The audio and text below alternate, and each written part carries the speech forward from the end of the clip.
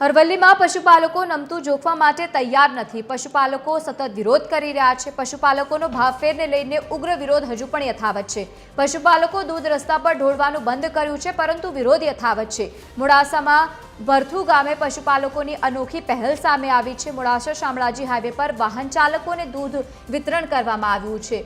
દૂધનો વેડફાટ કર્યા વગર જરૂરિયાતમંદ લોકોને દૂધનું વિતરણ કરાયું।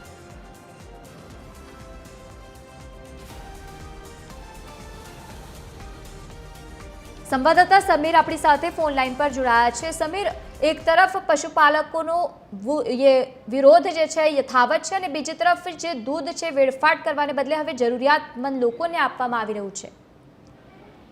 बिल्कुल बात करवामां आवे तो अरवल्ली जिल्लामां जे रीते साबरडीनो ड्रामा जे 4-5 દિવસથી ચાલી રહ્યો છે તેને લઈને અરવલ્લી જિલ્લામાં પશુપાલકોનો રોડ હાથ પણ યથાવત છે। પશુપાલકોએ દૂધ જે છે તે રસ્તા પર ઢોળવાનું બંધ કર્યું, પણ પોતાનો વિરોધ યથાવત રાખ્યો હતો।